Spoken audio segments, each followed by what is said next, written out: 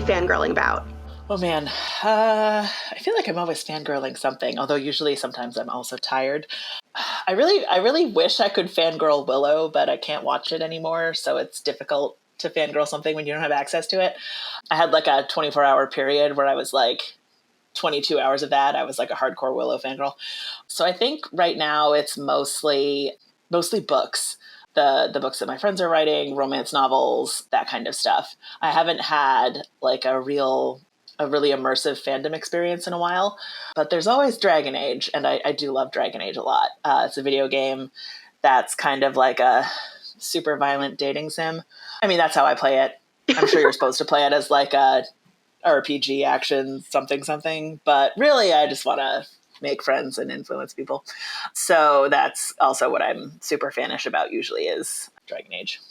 Now, with books, you mentioned you read a lot of your friends' books. What genres are your favorite? Definitely fantasy. Fantasy. When I was younger, like in my 10, 11, 12-ish, I read a bunch of, classic 90s and 80s fantasy.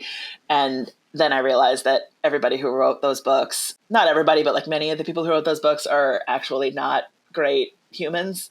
And the books are usually pretty misogynistic and really often racist. And so I kind of fell out of adult fantasy for a while.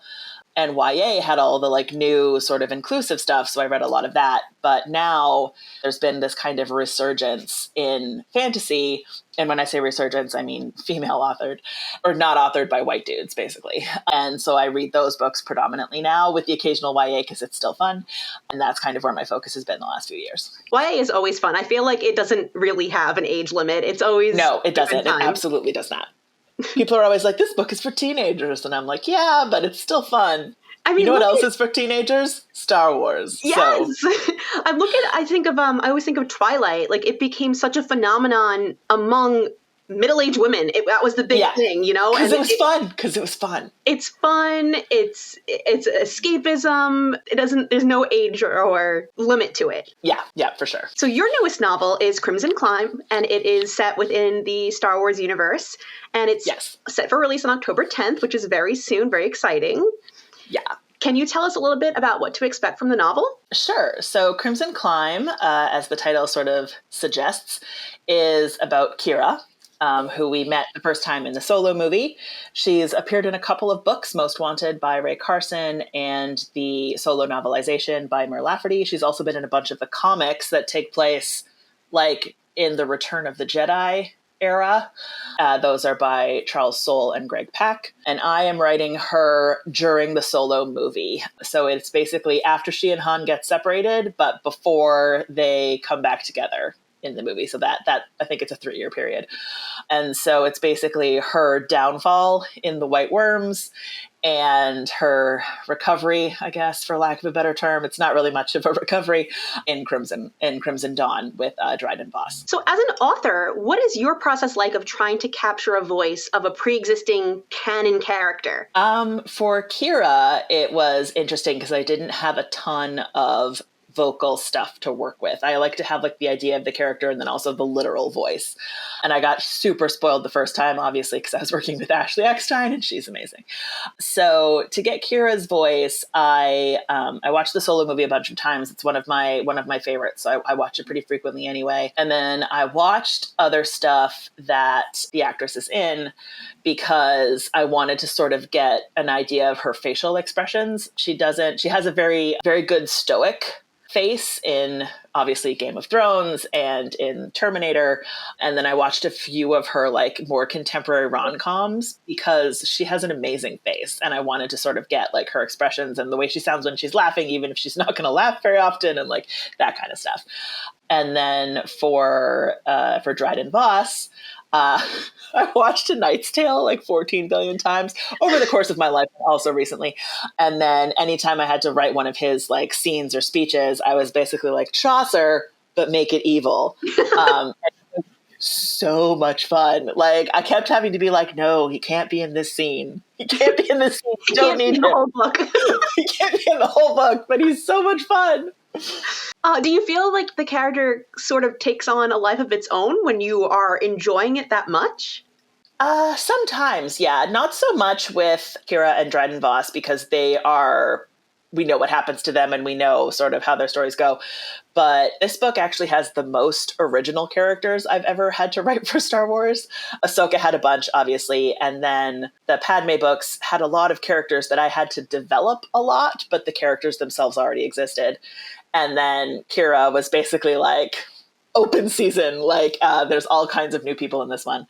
And some of them did sort of take on their own voices. And all of a sudden, like, this person is much more of a major player than I was expecting. And that's always fun because you get a lot of plot generation out of stuff like that when your characters go a little bit rogue and decide to develop extra personality quirks and stuff like that. You can really get a lot of mileage out of them. So it was a lot of fun to encourage. That was a lot of fun. Were you a Star Wars fan before you were asked to start writing any of these novels?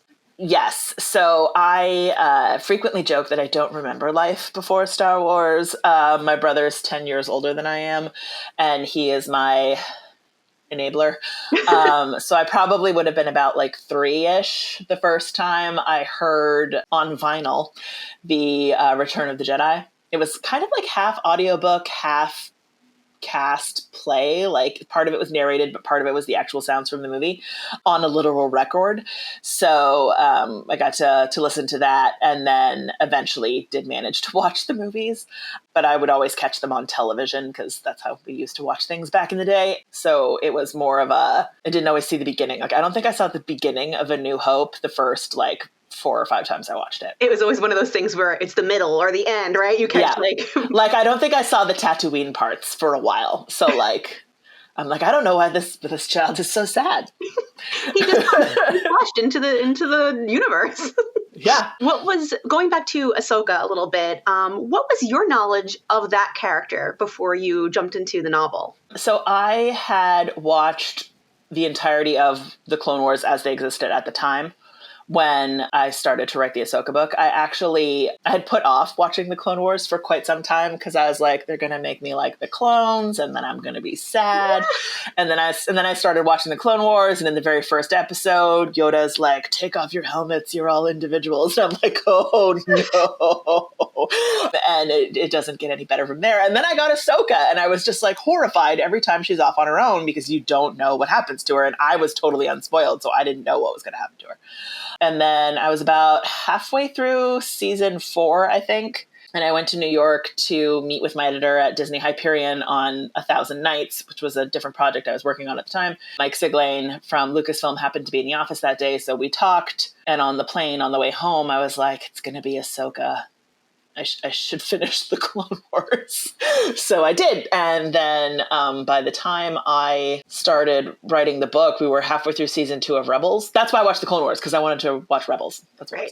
I had a lot of catch up to do. So I plowed through the first season of Rebels and then watched season 2 of Rebels live. Then I got the Ahsoka parts of that as well. We basically got the part where like she and Ezra have their moment and like she walks off into the temple and Maul leaves and Vader leaves and Ezra and Kanan leave. And I set down my laptop and went on Twitter just in time for Star Wars to announce the book. So it was an eventful morning. We had to do it that day, the day of the finale, and not the day after the finale, because the day after the finale was April 1st.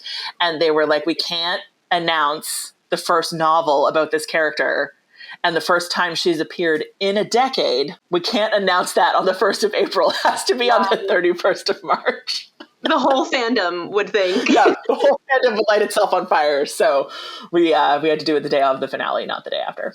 Wow, that's really exciting. Especially like I'm a huge fan of Rebels, and I think that they really do such an amazing job fleshing out this adult version of her. So I feel like so as an author, you know, your book took place before Rebels. So how did you develop this intermittent version of her? I think that's where my career as a fan fiction author comes in handy, because I'm very good at like putting characters out of their, if you'll excuse the term, canon timeline, like at different points. And so like giving hints about what's coming without giving it away and that kind of thing. I did at the time, I had seen what at the time was Dave Filoni's like pipe dream episodes, which would later be season 7.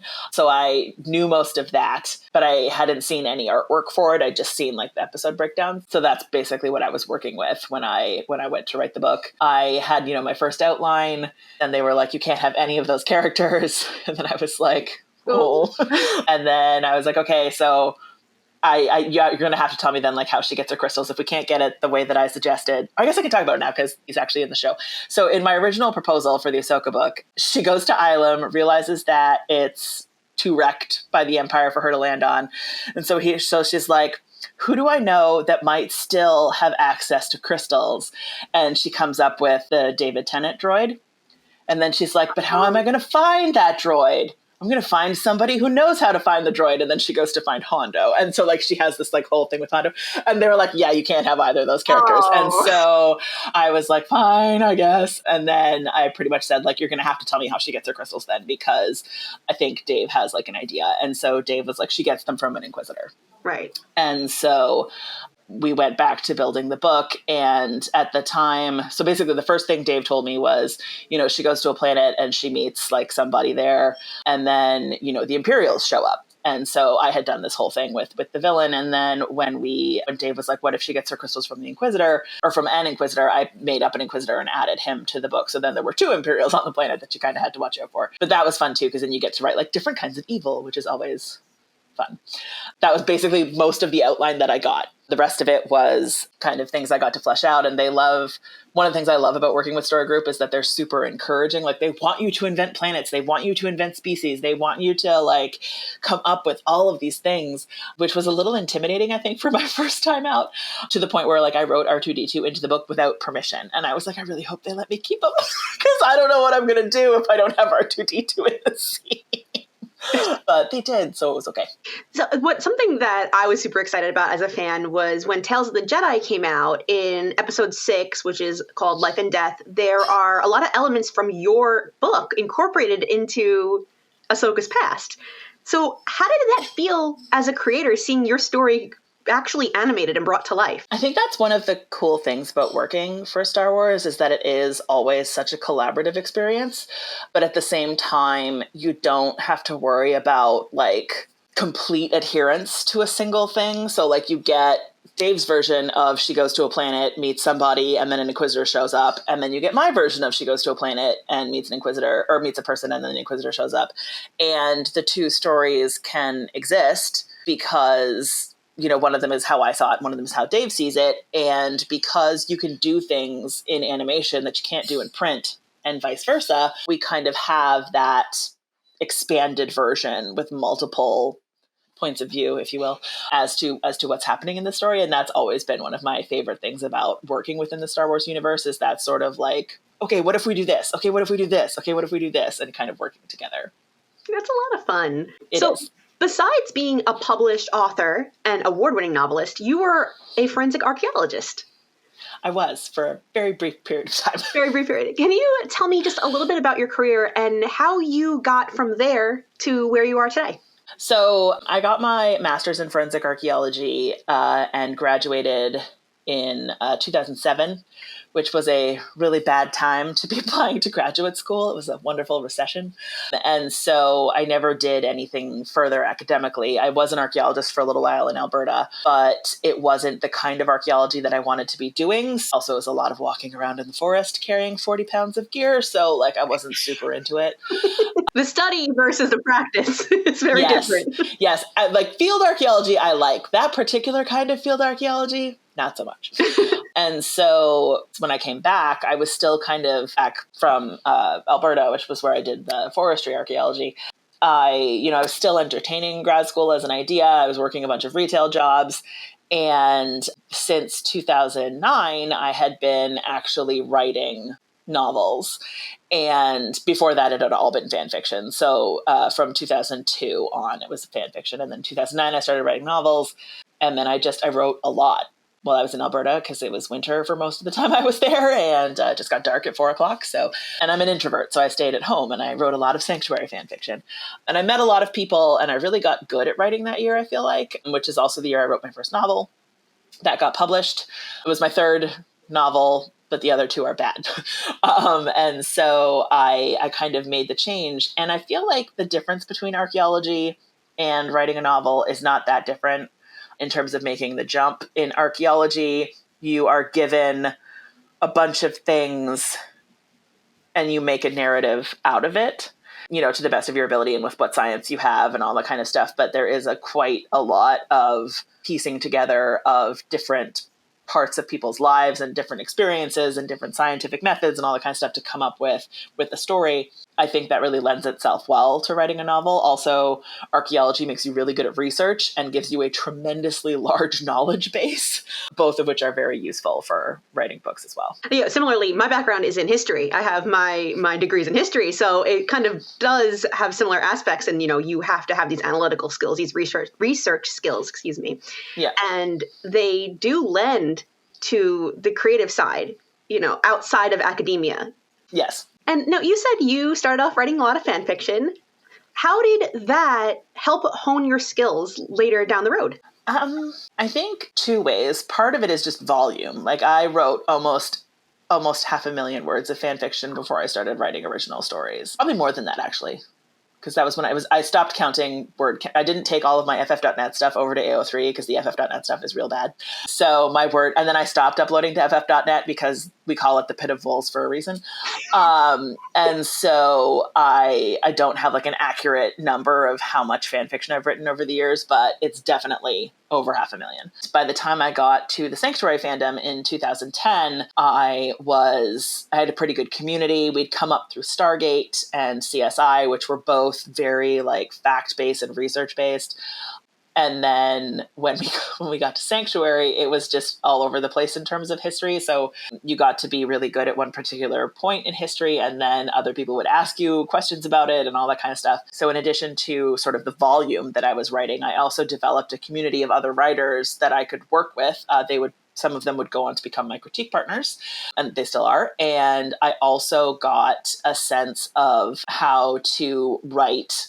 One of my colleagues used to call it fun work because she'd be like, "What are you doing this weekend?" And I'd be like, "Oh, I'm running this thing on LiveJournal for like a writing thingy, and like people have to send in their entries and I have to write up all the descriptions and like make everybody's banners and stuff. And I also have to write my own story for it, which I'm super far behind on." And so it kind of got me used to thinking of writing as like something I blocked off time for, which became quite useful when it was something I was doing as my second job. And now that it's my only job, it's definitely something like knowing how to block off that time is really useful. Did you ever envision fan fiction being a stepping stone to your career now? Oh, absolutely. I still write fan fiction. I don't write a ton of fan fiction anymore, but I read a lot of it. It's definitely a step along the way in terms of writing. There has been a couple of cases where I've come up with like a really great idea for a fanfic and then been like, wait, I get paid to do this now. So I'll just like take the serial numbers off of it and throw it into Blender a couple of times and see what comes out the other side, and maybe it'll be a book. That's how I got my book, That Inevitable Victorian Thing, which began life as a AU of Pacific Rim and Elizabeth Gaskell's North and South. And then it became this book instead. Like all of the aliens are gone, but the sort of emotions that I felt with that fanfic are what came through in That Inevitable Victorian Thing. Right. I think it's really great because fan fiction helps you get that inspiration. Sometimes you have, yes. Sometimes, I mean, at least for me, like I also, enjoy writing. So at least for me, sometimes I have a hard time coming up with that initial idea. And sometimes fan fiction is great for that because you have a little bit of a structure to work with. So, yes, it lets you kind of have a springboard. So what advice would you have for fan fiction writers? I think for fan fiction writers, it's the same as regular writers, or writers, if you will, which is to finish the stuff that you're working on. A lot of times people will be like, oh, I've started this, but I've started 15 things, but like, I don't know what to do. And I'm like, we need to pick one of them and finish that one because you can't fix it if it's not done. And that's kind of the most important thing. For fanfic writers specifically, I would say have fun. That's why you're doing fan fiction. Probably the hardest thing about being a professional writer is that it is my job. And I had to come up with another hobby because I wrote as a hobby like 25 hours a week. And all of a sudden it was my 40-hour day job and I needed a hobby. And I didn't have one for a while and it really sucked. So that's basically my advice to fan fiction is have as much fun as you possibly can. If you do make the switch to pro writing, continue to have fun, but also find a hobby because you need something that's not your job.